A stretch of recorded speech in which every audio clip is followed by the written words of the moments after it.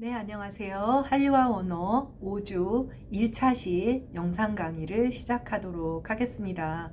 한 일주일 사이에 여러분들이 거의 캠퍼스에 못 오고 있겠지만 우리 캠퍼스가 진달래가 굉장히 많은 학교거든요. 개나리는 어디나 흔히 볼 수 있는데 사실 진달래는 산에 가지 않으면 잘 보이지 않는데 우리 캠퍼스는 진달래가 지금 너무 활짝 피고 벚꽃, 개나리는 물론이고 또 이제 목련까지 정말 요새 예뻐요. 어디든 요즘 좀 이쁘지만 다들 여러분들 집에 갇혀서 요새 상담 기간이라 국문과 학생들하고도 상담을 해보면 막 너무나 이제 답답하게 지내고 독서실에서 있다가 전화를 받기도 하고 상담도 전화를 하고 있는 선생님 지도 학생들이 20학번인데 참 안타깝기 그지없는 참 그런 상황인 것 같습니다. 정말 그 패스트 이후 인류 역사의 이 어마어마한 그 전염병의 시기를 왜 여러분과 제가 겪게 되었는지 참 그저 웃음만 날 뿐입니다. 네, 그렇던 말던 또 수업은 진행이 되어야 하고 오늘은 이제 여러분들 이제 자료 PPT 자료 5번째 PPT 자료를 보시면 대중문화와 언어라고 되어 있습니다. 그래서 조금 그래도 아무래도 문화 쪽이 훨씬 더 가볍고 재밌기도 하죠. 선생님이 더 깊게 들어갈 능력이 없어서 그렇기도 하지만 그래서 오늘은 한류와 언어에서 언어와 관련되는 이야기, 특히 이번 주는 번역과 관련되는 이야기를 좀 살펴보도록 하겠습니다. 이쪽에서 보면 이제 대중문화와 언어 좀 포괄적인 얘기를 먼저 화두로 던지고 있는데요. 한 국가, 한 문화권 내에서 언어의 문제. 네, 사실 이제 이 문화에서는 또 고급 문화냐, 대중 문화냐, 또 이게 무슨 뜻이냐. 예를 들면 우리가 지난번에 성경이 라틴어로 되어 있는데 루터에 의해서 자국어 번역, 독일어 번역이 최초로 이루어졌다 이런 것도 있지만 혹시 여러분들 그 오페라나 이런 거에서 이태리어로 불렀던 것을 독일어로 부르게 되고 이런 어떻게 독일어로 노래를 부르지 이런 생각이 있을 만큼 같은 유럽 언어 안에서도 그러한 어떤 뭐랄까요 언어의 문제가 있었던 것 같아요. 그래서 거기에다가 우리가 지금 여기서 깊이 얘기할 수는 없지만 그 문화 고급 문화냐 대중 문화냐 그것을 사실 경계를 짓는 것부터도 굉장히 어려운 문제인데 그에 따른 규범성 유행어 어떨까요? 대중문화일수록 규범성을 좀 덜 지키고 그리고 유행어를 많이 이제 사용하는 그런 문제들이 있겠죠. 그래서 특히 공중파에 비해서 이제 종편이라든지 또 더 나아가서 요즘 새로 나오는 여러 가지 유튜브의 영상이나 라이브 영상 같은 것들에서 좀 더 어떤 그런 언어 문제나 윤리적인 문제들이 자꾸 터져 나오는 이유는 규범성이 이제 약하기 때문이라고 할 수가 있습니다. 이런 문제가 있을 수 있고요. 우리가 이제 관심을 갖는 것은 국경을 넘나드는 이제 그 한류와 관련되는 것들이잖아요. 그래서 이렇게 국경을 넘나드는 글로벌 시대의 문화와 언어의 문제, 물론 과거에도 실크로드를 타고 유라시아 대륙에 시간이 굉장히 오래 걸렸을 뿐이고 문화가 전파되고 또 교류가 이루어지고 했죠. 근데 어찌되었건 간에 그 시절이던 굉장히 오랜 시간을 거쳐서 문화가 전파되고 교류되던 오늘날 같이 급속도로 하루아침에 30분 사이에 여러 가지 어떤 영향력 있는 뮤비가 퍼진다든지 이러한 시대든 동일한 문제는 있습니다. 동일한 문제는 뭐냐면 선진 문화, 즉 문화를 주도하는 선진 주도 문화와 그다음 종속 문화라고 하는 것이 있고요. 그 다음에 주류 문화와 비주류 문화라고 하는 것이 있고요. 그리고 그럼에서 여기에서 관련되는 이 문화와 관련돼서 언어의 신분과 언어에도 신분이 있다. 참 슬픈 얘기지만 우리가 다 잘 알고 있는 거죠. 영어가 가장 신분이 높다라고 할 수가 있죠. 그래서 영향력에 문제가 있다. 그래서 한류의 특이점을 먼저 생각을 해보면 한류는 그러면 선진 문화이냐 아니면 선진 문화이자 주류 문화가 될 수 있냐 아직은 아니다라는 이야기를 우리 모두 답으로 가지고는 있지요. 그렇다면 일종의 종속 문화이자 비주류 문화인데 왜 이렇게 큰 영향력을 가지게 되었느냐 그럼 그 다음은 어떻게 답을 낼 수 있느냐 사실 진행 중인 질문이자 정의라고 할 수가 있습니다. 그리고 이렇게 한류를 선진 문화냐 아니면 종속문화냐, 주류문화냐, 비주류문화냐라고 정의 내리고 설명하려고 할 때 언어는 어떤 영향력을 가지고 있느냐, 그 평가 기준에서 이런 것을 우리가 함께 생각해 볼 수가 있죠.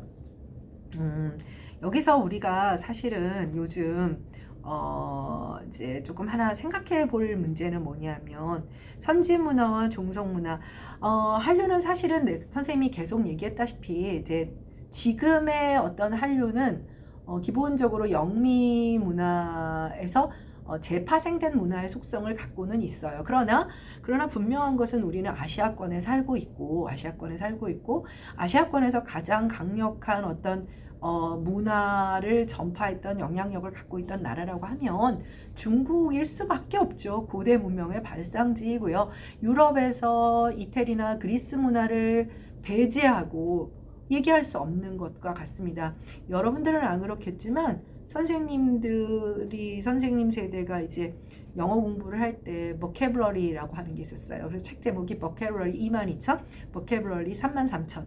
그래서 바퀴벌레 22,000, 바퀴벌레 33,000. 그러니까 어휘를 22,000개 외우냐, 33,000개 외우냐 이렇게 되는데 그때 보면 어때? 그리스 어근, 그다음에 뭐 이탈릭 어근 이렇게 해서 기본적으로 그 언어 속에 들어있는 기본적인 어떤 뭐랄까요, 영어라 하더라도 유럽어 중에 게르만어에 속하는 영어라 하더라도 당연히 그들의 고대 문명의 영향을 받았기 때문에 그런 어떤 어근이라고 하죠. 그런 것들에 따라서 분류해서 쉽게 단어를 외우게 하고 그랬어요.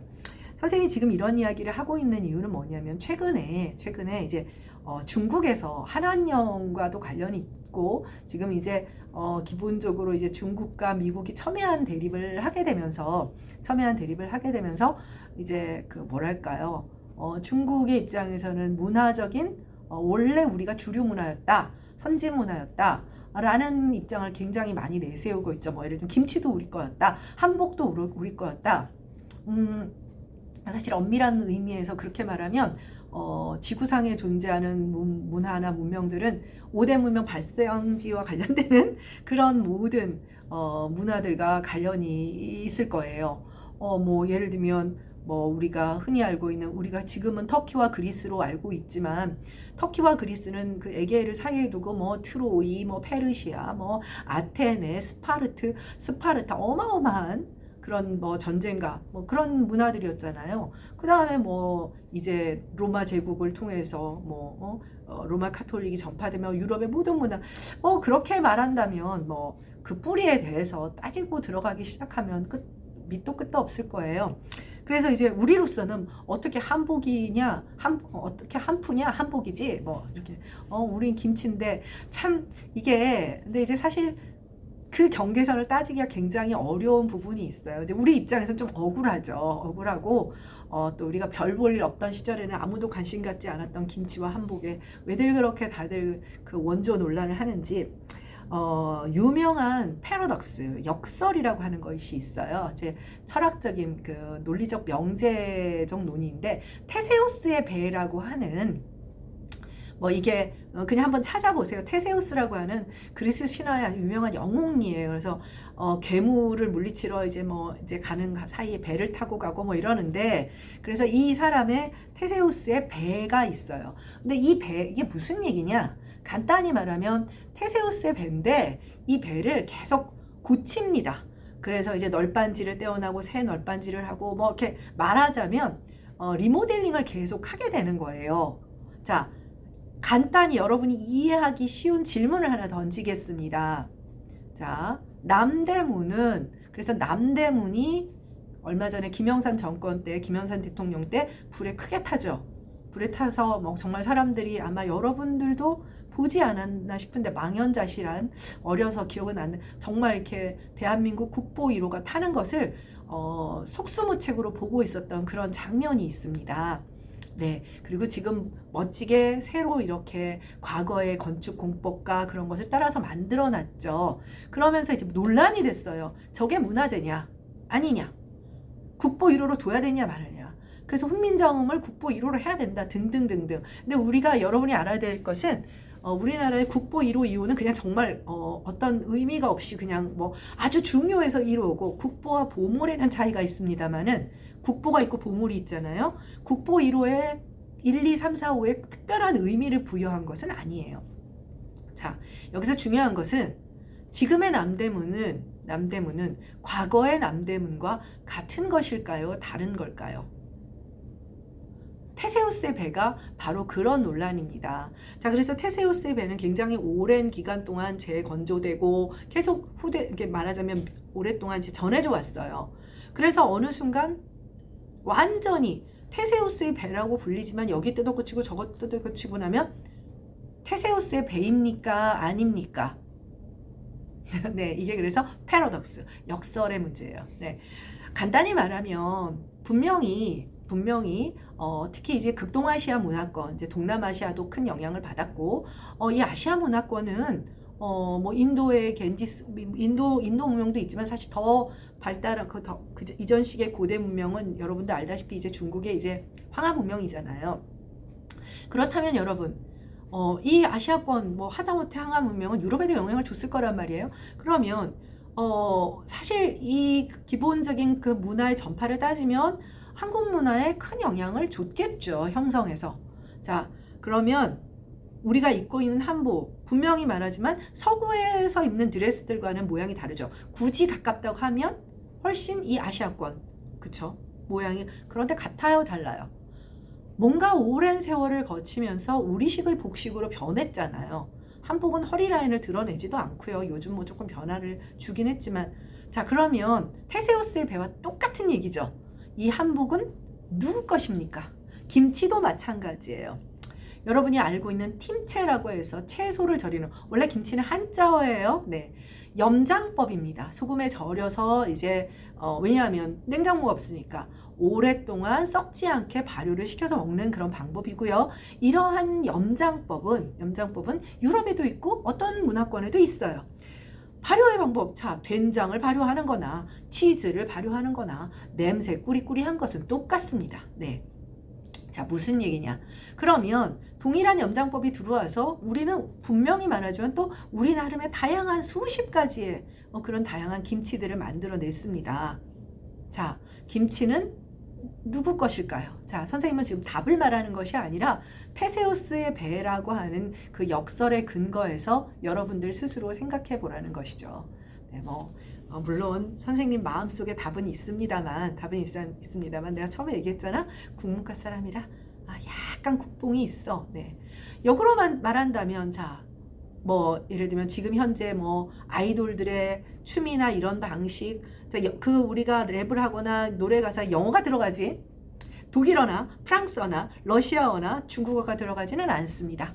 이것만으로도 현재의 K-팝이라든지 이런 것들은 영비 문화가 들어와서 만들어진 거예요. 자, 그들은 원조 논란은 안 하고 있죠.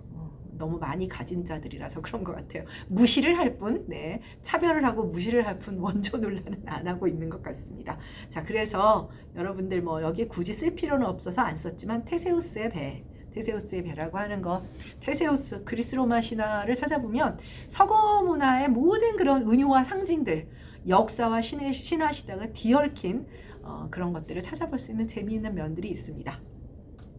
네, 그 다음 3쪽으로 가도록 하겠습니다.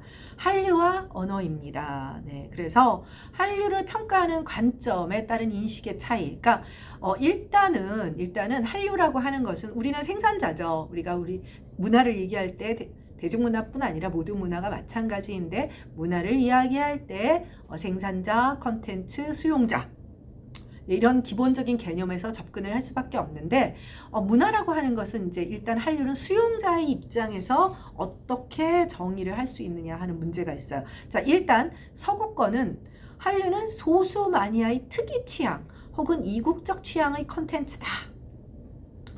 소수의 사람들. 근데 이걸 뒤집은 게 뭐냐면, 이걸 뒤집은 것이 이제 소위 말해서 야금야금 K-팝이었는데 이제 BTS, 드라마나 영화에서도 이제 봉준호 뭐 이런 방식으로 확 뒤집어진 거죠. 최근에 와서. 그러니까 이 한류가 2016년, 17년 좀 멈칫하다가 멈칫멈칫하다가 주로 그때 어땠냐면 중국을 좀 타겟으로 하고 BTS도 BTS가 아니었단 말이에요. 한자로 방탄소년단이었죠. 왜 그들이 처음에 로고가 한자로 되어 있었겠어요? 한번 생각을 해보세요. 그러다가 이제 2018년, 19년, 20년 지금 또다시 굉장한 어떤 폭발 정도로 일어나는 뭐랄까 아직은 주류라고 할 수는 없지만 일찍이 이렇게 한국 문화가 모든 이에게 큰 관심을 받았던 적이 있는가라고 선생님이 그랬잖아요. 아무 때나 다 K 붙이고 있다고. 네, 그리고 아시아권은 대체 패러다임으로 생각하고 있는 거예요. 예를 들면 베트남 같은 경우 미국과 전쟁을 치렀죠. 한국도 그들에게는 피해를 주었습니다마는 베트남전에 참전을 했기 때문에 그럼에도 불구하고 서구 문물에 대한 저항심이 있어요. 동남아시아나 이런 쪽에서는. 그러다 보니 대체 문화 패러다임으로 이제 한류에. 그리고 정서적으로 훨씬 이 아시아 문화권들은 예를 들면 성적으로 너무 개방적이고 막 그 이제 뭐랄까 뭐 야한 옷차림 이런 것들에 대해서 조금 이제 뭔가 부정적인 그런 생각을 갖고 있다 보니 상대적으로 덜 그런 그러니까 유교적인 왜 뭐 우리가 그런 농담처럼 유교걸 뭐 이렇게 말을 하잖아요. 이렇게 됐고 한국은 수용 지역의 입장은 아니고요. 여기 선생님이 그냥 집어넣었는데 뭐 물론 우리도 한류 문화를 우리가 1차적으로 수용을 하죠. 1차적으로 수용을 하지만 우리로서 이제 국내 문화권이고 아까도 말했다시피 약간은 국위 선양의 컨텐츠로 생각하는 면이 있습니다. 이거는 왜 그러냐면 서구 문물은 영미 문화권에서는 아쉬울 게 없어요. 그냥 니들이 알아서 수용해.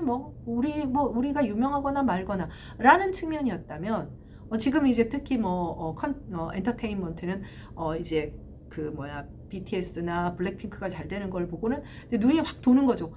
왜냐하면 특히 이제 음반 시장은 미국이 최고거든요. 미국, 영국, 일본이란 말이에요. 거기서 터지면 한국 국내에서의 수입하고 왜 그렇게 일본에 가서 난리냐? 거기가 음반 시장이 크기 때문에 돈 벌려고 가는 거예요. 이 사람들은 기본적으로 수익을 얻으려고 하다 보니까. 네, 그 다음에 아시아권이 한류를 좀 더 쉽게 수용한 배경에 대해서는 선생님이 좀 얘기를 했죠. 그러니까 예를 들면 아시아권은 언어적 이질성만 극복하면 되는데 서양의 경우에는 언어적 이질성 플러스 문화적 이질성. 그러니까 그걸 굉장히 오픈된 마인드로 참신하게 받아들여주는 그런 이제 사실은 그렇기 때문에 나이든 계층보다는 이제 기성세대보다는 좀 더 오픈되어 있는 젊은 세대들이 SNS에 친숙한 그런 세대들이 수용을 하게 됩니다. 네, 그 다음 한류 확산의 특이점을 살펴보도록 하겠습니다. 4쪽입니다. 그런데 그럼에도 불구하고 한류가 놀랍게도 지금의 주류 문화라고 할 수 있는 서구 주류 문화에서 왜 수용되는가에 대해서 지난주인가요? 유키즈 온 더 블락인가? 이게 여러분들 지난번에 내가 얘기해줬을 때 여러분이 모르는데요. 90년대 굉장히 핫했던 뉴 키즈 온 더 블락이라고 하는 그룹이 있었어요. 우리나라에도 내한하고 스텝 바이 스텝이라는 노래를 혹시 아는지 모르겠는데 그래서 그 이름을 따서 한 것 같아요. 어쨌든 선생님도 그래서 본방은 못하고 유튜브에서 잘라져 있는 것들을 봤는데 자세가 좋지 않죠. 한류와 언어를 하면서. 네, 근데 참 찾아보기가 쉽지가 않아요. 여러분도 바쁘지만 나도 너무 바빠서. 자, 그래서 왜 이렇게 되느냐? 중요한 건 아까도 말했다시피 일단은 영어도 섞여 있고 그리고 기본적으로 마이클 잭슨, 마돈나 이런 어떤 7, 80년대 우리에게 영향을 주었던 그다음 전형적인 이제 영미 팝 그 다음에 영화 같은 경우는 할리우드 이렇게 영향을 받으니 친숙한 면도 있는 거죠. 낯설면서도 우리가 문학에서 말하는 낯설게 하기가 있으면서도 친숙한 거예요. 아주 낯설지가 않다는 거죠. 상대적으로 예를 들면 인도의 여러 가지 음악이라든지 이런 전통의 남미의 전통 문화 이런 것들은 사실 이제 낯설기만 하니까 수용이 안 된다면 그 다음에 한국이라는 국가적 상품의 특이성 이거는 아주 중요한 것 같아요. 자, 과거에는 국문과 학생들은 나한테 늘 들은 얘기지만 여러분들이 생각하는 것보다 한글은 굉장히 대단한 문자예요. 대단한 문자여서 한글을 연구한 학자들은 이제 20세기 초부터 있었는데 이 사람들이 문자를 연구하면 연구할수록 지구상에 존재하는 선생님의 얘기가 아니에요. 국뽕에 차서 얘기하는 게 아니라 언어학자들이 얘기하는 바에 의하면 지구상에 존재하는 최고의 문자이자 인류 문화의 최고의 인텔렉츄얼한 아주 지적인 그런 유산이다. 이런 얘기를 해요. 내가 얘기하는 것이 아니라. 이런 이야기들이 이제 주로 우리가 잘 살지 못했었던 60, 70년대. 근데 그 앞부분의 서두가 뭐냐면 한국이라는 나라가 있다. 아주 far far east, 아주 먼 극동아시아에 허미트 킹덤을 있는데 세종이라고 불리는 어떤 임금이 있었다. 그런데 문자가 대박이다. 실제로 그렇게 돼 있어요. 문자가 대박이야. 근데 이 문자는 놀랍게도 뭐 일반적인 음소 문자의 차원을 넘어섰어. 자질 문자라고 해야 돼. 뭐 이런 거예요. 이 나라는 왜 이러고 있지? 자, 그리고 이건 굉장히 매력적인 거죠. 이제 소위 말해서 지식인 계급들에게. 그 다음에 우리나라는 지정학적으로 이데올로기에 첨예한 갈등을 보이는 국가. 그 다음에 어느 날 갑자기 왜 저렇게 잘 산대? 이런 나라. 또 근데 그 북쪽에 있는 나라는 왜 저렇게 또 핵을 열심히 만든대? 자, 주변 국가들이 우리나라가 통일되는 걸 바랄까요? 안 바랄까요? 네버 안 바라고 일본은 진짜로 안 바르겠죠. 어떻게 되겠습니까? 군사력과 경제력의 결합이라고 하는 것을 생각하면 정말 공포스러운 국가가 될 수 있는데 거기다가 문화적 파급력까지 갖게 되는 국가가 돼가고 있는 거예요. 그러니까 간단히 말하면 중국과 일본은 약간 안달이 나기 시작을 하고 있죠. 거기다 동남아시아에서는 베트남이라든지 태국이라든지 인도네시아, 말레이시아 또 치고 올라오고 있습니다. 이제 상승하고 있는 국가들이죠. 뭐 간단히 말하면 유럽은 조금 기울고 있다면 이쪽은 올라가고 있는 그런 분위기가 되는 거예요. 네, 그러니까 한국이라고 하는 나라도 되게 매력적인 거죠. 뭐 특이한 나라가 다 있네. 뭐 근데 뭔데 이렇게 드라마도 재밌게 만들고 노래도 재밌게 잘하지? 그러면서 뭐 이렇게 되는 거죠. 그 다음에 콘텐츠의 보편적 공간과 이국적 특성의 호소 당연한 얘기고요. 자, 여기서 이제 우리는 이번 주는 언어라고 했잖아요. 그러면 이 한국어가 우리에게 장애가 될까요? 아니면 도움이 될까요? 일단 피상적으로 생각할 때는 장애가 되죠. 장애가 됩니다. 왜? 다들 공부하는 건 싫어해요. 그렇지 않나요? 뭔가 어렵게 접근하는 것들에 대한 불편함은 있죠. 근데 한 가지 여러분들이 알아야 할 것은 세상의 모든 사람들이 배우는 것을 싫어하고 어려운 것을 극복하는 것을 싫어하는 것은 아닙니다. 그러니까 계기가 어떤 이런 내가 좋아하는 아이돌이든 드라마든 그걸 시작으로 해서 학문 목적이라고 합니다. 학문 목적으로 한국에 유학을, 이거는 뭐냐면 지한파가 생기는 거예요. 국제사회에서 우리를 지지해주는 그런 사람이 생기는 거죠. 여러분이 생각하는 것과는 달리 그 동해가 일본해를 동해로 바꾸기 굉장히 어려운 이유는 뭐냐면 일본은 각국의 문화원에 대한 투자도 많았지만 일본에서 장학금을 지원하고 연구비를 지원하고 이러한 소위 말해서 대중이 아닌 말하자면 지식인 계급에 대한 그런 투자를 많이 해요. 이건 굉장히 중요해요. 왜냐하면 대중적 접근도 중요하지만 어떤 그 전형적인 전문직 종사자들의 어떤 지적인 접근을 통해서, 그러니까 지난번에 하버드 교수가 그런 문제를 만들어 교수 뻔하죠. 교수들이라고 하는 사람은 동서고금을 통해서 스스로 비하하는 것이 아니라 이것저것 지원을 받았을 것이고 어릴 때부터 그렇게 하다 보면 나를 좋아하고 나를 지지하는 사람들, 자, 어떻게 되겠습니까? 당연히 좋지 않을까요? 이런 문제가 있는 거죠. 근데 상대적으로 아직 한국은 우리가 일본에 대한 생각을 하더라도 아직은 일본이 우리보다 훨씬 지금 앞선 선진국이고, 그리고 여러분들 린치핀이냐 코너스톤이냐 이런 외교적 용어를 들어봤을 겁니다. 그래서 우리나라가 린치핀이냐 일본이 코너스톤이냐 이런 얘기를 하지만 미국의 제일 중요 대상, 외교적으로 가장 중요한 국가는 일본이에요. 일본이기 때문에 사실은 이제 가장 이제 그 중국과 대결을 하는 데서 큰 힘을 서포팅을 해주는 것이 일본이기 때문이죠. 네. 그래서 중요한 것은 표면적으로는 장벽일 수 있지만 장기적으로는 한국어를 배워서 한국어를 알고 어떤 지한파의 힘, 이런 것들이 단순한 장벽만은 아닐 것이다. 그래서 우리가 첫 수업에서 1주차와 2주차에서 걸서해서 미국 대학 학생들이 굉장히 한국어를 그게 벌써 한 4, 5년 전 자료였잖아요. 그래서 많이 공부하게 된다라고 하는 것은 국제사회에서는 여전히 힘의 논리가 이성이 아니라 힘의 논리가 적용을 하기 때문에 여러분들 미얀마 사태 유엔 개입 안 하는 거 보세요. 그러니까 우리가 생각하는 것과는 다른 비합리의 세상이기 때문에 우리로서는 또 다른 의미에서의 긍정적인 효과도 있다. 네, 그 다음 5쪽으로 가도록 하겠습니다. 한류와 번역입니다. 우리가 채식주의자가 이제 무슨 상이었죠? 선생님이 늙어가지고 큰 상을 받았죠. 우리가 지금 나중에 약간 문학을 얘기로 하겠지만 여러분들이 이게 문예창작 그 연계 전공이기 때문에 국문과 학생들 중에서는 대충 김경환 선생님이니까 뭐 문학 얘기는 많이 안 하겠다라는 짐작을 하고 들어왔겠지만 기본적으로 아직은 문학이 한류의 측면에 들어있지는 못합니다. 특히 순수문학은 소위 말해서 고급 문화에 굳이 표현한다면 속하고 있기 때문에 아직은 사실은 그래서 우리가 번역의 문제를 다룰 때는 문학 번역 얘기는 거의 하기가 어려운 상황이에요. 그래서 그런 걸 기대하고 들어왔던 친구들은 살짝 서운할 수도 있는데 기본적으로 이 번역은 서로 다른 언어가 만날 때 그것뿐 아니라 언어 내부에서도 이제 중요한 문제가 됩니다. 그래서 일단 한류와 번역 그 5쪽을 같이 보면 언어 경계를 넘어서는 문화의 교류는 기본적으로 언어 대 언어의 번역 문제를 가지게 된다. 네.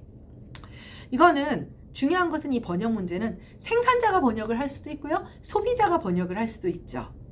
초기에 1990년대 말 2000년대 초에 한류를 어떤 국책 사업처럼 밀어붙이려고 할 때는 우리가 그 한류 콘텐츠 이제 진흥원에서 드라마 같은 거 내보낼 때 초기에는 그 이제 드라마였거든요. 드라마를 내보낼 때 생산자인 우리가 스스로 예를 들면 중국에 내보낼 때는 중국어 번역을 붙이고 뭐 사우디아라비아를 보낼 땐 아랍어로 번역을 붙이고 이런 식으로 생산자가 번역을 했어요. 그런데 지금은 어떻죠? 특히 뭐 예를 들면 뭐 방탄이나 블랙핑크의 노래가 나오면 팬 번역가를 알아서 자기들이 이건 소비자가 번역을 하는 거죠.